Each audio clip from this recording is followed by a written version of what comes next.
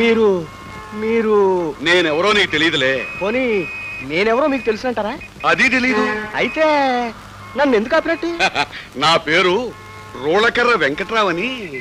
రోళ్ళకర్ర? అదేనయ్యా, జనవరి 26వ తారీఖున ప్రభుత్వం వారు ఉత్తమ ఉపాధ్యాయుడిగా అవార్డు. గవర్నర్ గారు ఉపన్యాసం కప్పు. గుర్తుపెట్టావు అనమాట. మిమ్మల్ని కలుసుకోవడం నాకు చాలా సంతోషంగా ఉందండి. నమస్తే. ఆగవయ్యా, గుర్తుపట్టినట్టే బట్టి వెళ్ళిపోతావుటయ్యా. ఇదిగో, ఇక్కడ కూరగాయల మార్కెట్ ఎక్కడుందో కాస్త చెప్తావుటయ్యా. చూడండి సార్, ఈ సరాసరి వెళ్ళి కుడి చేతి వైపు తిరిగితే కాళేశ్వరం మార్కెట్ వస్తుందండి. కాళేశ్వరవా? ఏది స్వాతంత్ర సమరయోధుడు కాళేశ్వరవా నువ్వు చెప్పేది? అయ్యా, ఆయన పేరుతో పెట్టిన మార్కెట్టే. ఆగవయ్యా. అయ్యా, నాకు అవతల అర్జెంట్ పనులున్నాయండి. ఏమిటయ్యా పని? మీకెందుకు చెప్పాలండి?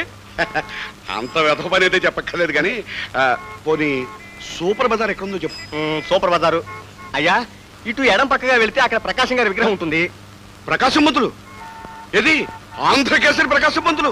ఆయనేనండి. ఏది బ్రిటిష్ వారు తుపాకులు చూపిస్తే కాల్చుకొండ్రా పెరిగి సన్నాసులోరని ఎదురొడ్డు నిలిచిన టంగుడూరు ప్రకాశం పంతుల? ఆయనేనండి బాబు.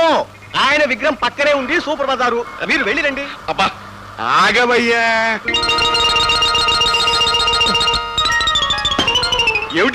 ఏమిటా అలా వెళ్ళిపోతున్నావు? ఎక్కడికి వెళ్ళలేదండి బాబు.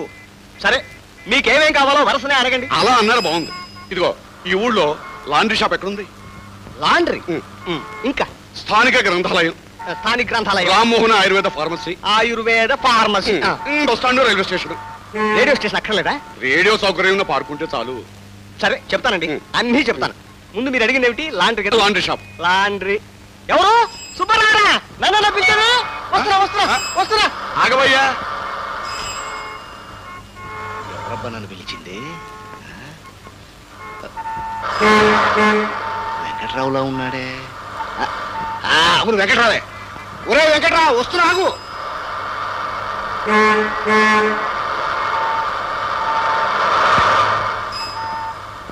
ఒరే వెంకట్రావు. ఒరే సుబ్బారావు. ఎన్నాళ్ళైందిరా నేను చూసి? చాలా కాలం అయిందిరా. ఇంకా చరిత్ర మాస్టర్ గానే పనిచేస్తున్నావా? హెడ్ మాస్టర్ అయ్యావా? లేదురా, చరిత్ర మాస్టర్ గానే రిటైర్ అయిపోతున్నాను. ఏ ఊళ్ళో పనిచేస్తున్నావు? ఒరే, తుక్కలకు రాజధాని మార్చినట్టు ఏడాదికో ఊరు మారుస్తున్నారా. మొన్ననే ఈ ఊరు వచ్చాను. ఈ ఊరు వచ్చేసావా? ఎంత శుభవార్త చెప్పావరా. చిన్నదాని చదువు కోసం నేను ఈ ఊళ్ళోనే ఉంటున్నాను. అది బిఏ పాస్ అయింది.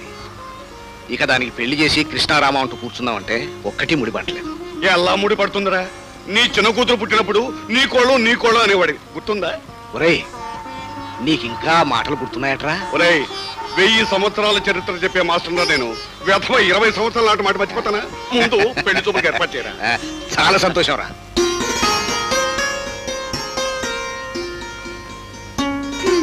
ఓసై, ఏమిటా పట్టుకోవటం? దాని మొహం చూసుకొనివ్వా? అరగంట నుంచి ఇలాగే నిలబడ్డానే, కనీసం అది ముచ్చటకైనా అర్థంగా చూడలేదు. ఏం భారతి, ఏమిటి అది?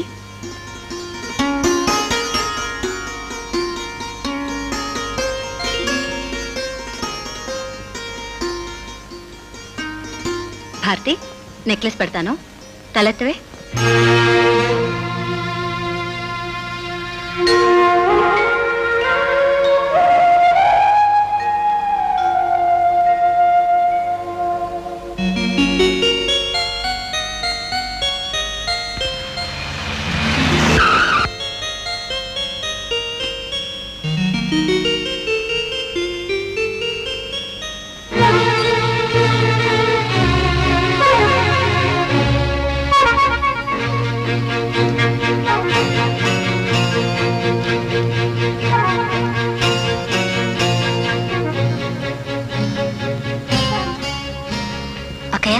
బావచ్చారు.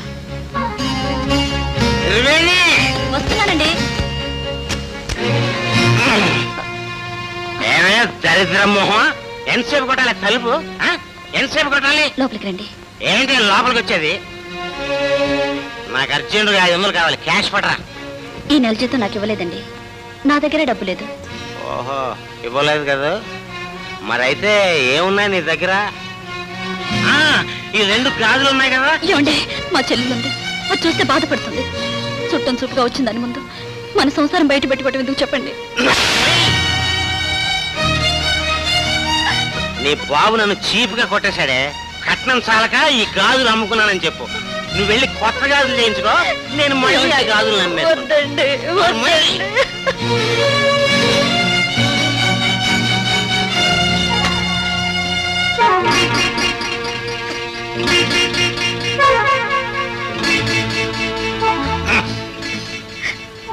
ఏంటి ఇంకా ఇక్కడే ఉన్నావు?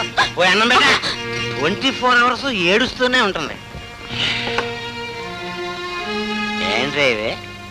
చికెన్ లేదు, మటన్ లేదు, కనీసం బొమ్మిడాయలు పులుసు లేదు.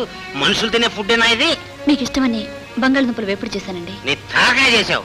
పశువులు కూడా తినట్లేదు అన్నానే. చిచి, అన్నం పరబ్రహ్మ స్వరూపం, పారేస్తే దొరకకుండా పోతుంది. ఏంట్రా ఏంటి శాపనడతలు పెడుతున్నా?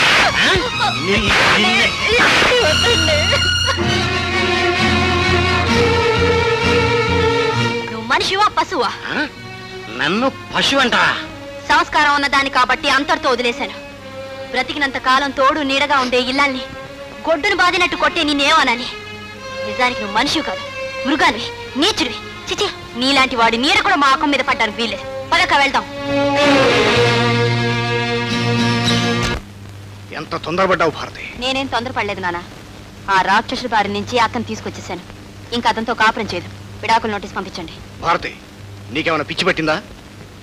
మనం అక్క సుఖమే కోరుకుంటే మనం చేయాల్సిన పని అదే నాన్న. తప్పమ్మా. మంచితనంతో అల్లుడు గారిని దారికి తెచ్చుకోవాలి గాని కక్షతో నువ్వు. నానా, ఆడదానికి చావైనా బ్రతుకైనా భర్తతోనే అని నీతి సూత్రాన్ని పాటించడానికి ఇది రాతి యుగం కాదు. ఆశయాలు ఆవేశాలు కాపురాన్ని నిలబెట్టలేవమ్మా. పోనీ నువ్వు నమ్మిన వివాహ బంధం కాపురాన్ని చక్కదిద్దుతుందా నాన్న?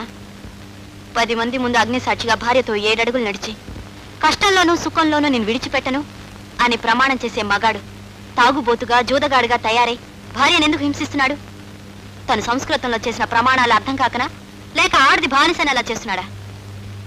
ఆత్మాభిమానం గల ఏ ఆడది ఆ బానిసత్వాన్ని సహించదు, సహించకూడదు. చూడమ్మా, సాంప్రదాయాన్ని ఎదిరించిన మనిషిని సమాజం వేలేస్తుంది. అక్కను తీసుకెళ్లి అల్లుడు గారికి అప్పచెప్పొస్తాను. నానా, మన కుటుంబ గౌరవం కోసం నేను ఈ పని చేయక తప్పదు.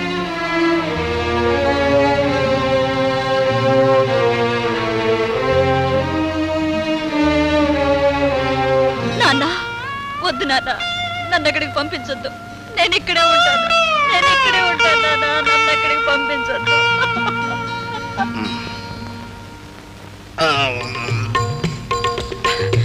ఏమిటి మామగారు ఇది? మీరు వస్తున్నట్టుగా టెలిగ్రామ్ ఇస్తే నేనే స్వయంగా స్టేషన్కి వచ్చేవాడిని కదా. ఇందులో ఏముంది బాబు, తెలిసినూరేగా. ఏమిటి అలా తెల్లబోయి చూస్తావు? వెళ్ళి మామగారి కాఫీ పట్టరా. వెళ్ళి వెళ్ళు. రండి మామగారు, రండి. ఇంకేమిటి మామగారు ఊళ్ళో కబుర్లు చెప్పండి. ఏముంది, అమ్మాయి వచ్చి నువ్వు డబ్బడిగావని చెప్పింది. అవును మామగారు, అసలు మిమ్మల్ని అడగకూడదని అనుకున్నాను. కానీ అప్పుల వాళ్ళు ఒత్తిడి ఎక్కువైపోయింది.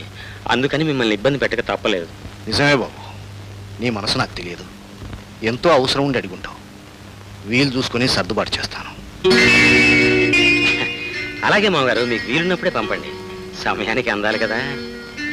ఏంటి ఇలా తెల్లబోయి చూస్తావు? కాఫీ మామగారికి. అరే తీసుకోండి మామగారు. చూడు, బెండకాయ వేపుడు చెయ్యి, మామగారికి చాలా ఇష్టం. వస్తాను మామగారు, నాకు ఆఫీస్ టైం అయింది.